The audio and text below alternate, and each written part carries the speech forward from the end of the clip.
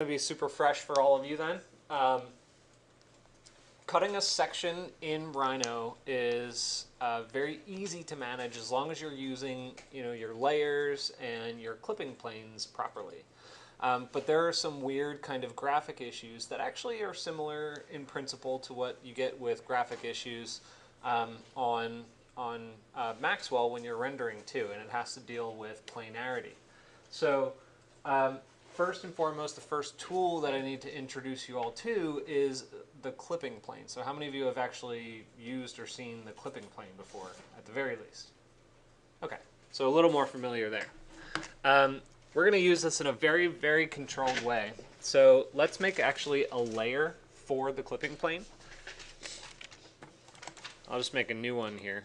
New layer. Clipping plane. And for now, I'm going to turn that bottom one off. Yeah. Okay. So, clipping planes, when you're cutting a section, are best managed in your orthogonal views. And there are some good reasons for that, because the clipping plane isn't just a position in space where you cut the model in half and actually look at it by basically clipping out the other half.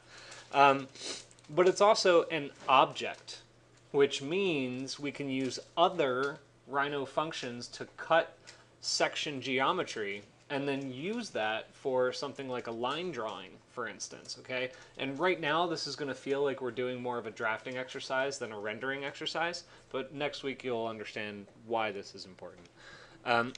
So a clipping plane is nothing more than a box.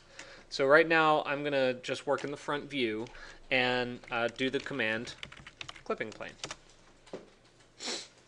So it says first corner of rectangle, and you would think that you create a rectangle from like here to here, and that is going to basically clip your model. Well, yes, it will, but the problem is when you're kind of looking at your model now, you have all this other line work, right? This X'd out rectangle that you now need to manage in your file, and it just gets in the way and it makes it look cluttered. So the way I generally manage my clipping planes is I make them very small, and I move them off of my model in two directions, like off to the corner somewhere. I'll do that like this. Clipping plane, and I'll just put it up in the upper right corner like that. That's all you need. You don't need, because a clipping plane is infinite. It cuts through any geometry that it crosses in your entire model space. So it doesn't have to encompass the actual object itself. So here, the clipping plane happens to be in front of our model, but if I pull it back, you'll see in the front view now you can actually read where it's cutting through the model. That's what that black line is. That's the clipping plane. So as I move this forward and back, that changes.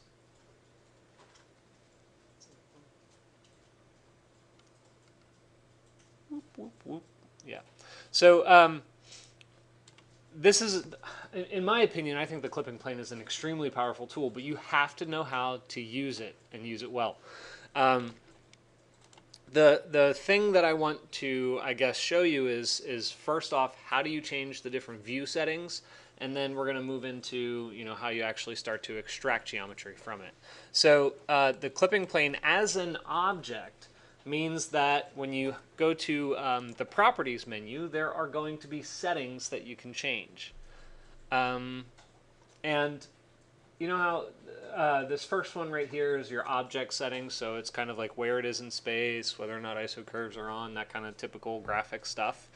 You could, I guess, theoretically assign a material to it, but there's no reason to because it's not really a surface object. But this last one, called clipping plane, has all of the object-specific functions that it has built into it. So first off, I want you to be aware that you can flip the direction, right? So you can just toggle it to flip the other way, and then toggle it to flip back.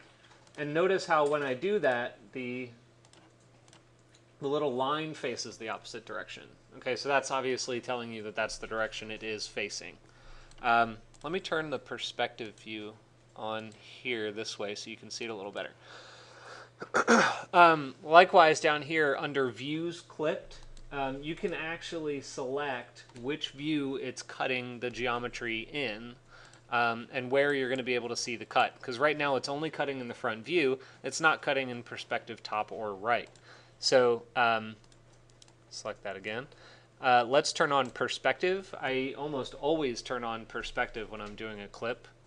And I'll flip it back the other way. So this is what I want to see. So that's what it's doing with your model. So if you ever need to study, even just briefly look at what the section of your building looks like, having a few clipping planes floating around in your 3 primary axes is a good way of doing it. So I like to keep one layer with all 3 axes clipping planes so that I can just move them around, see what it looks like. Good to go. So yeah, so the other thing that we need to discuss with clipping planes is what you actually do with them. Okay, so in a moment I'm going to try to pull up an image or something real quick. Sorry, I'm not as prepared with a preloaded image here for you.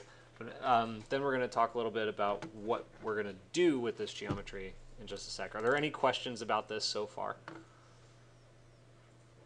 None. Okay.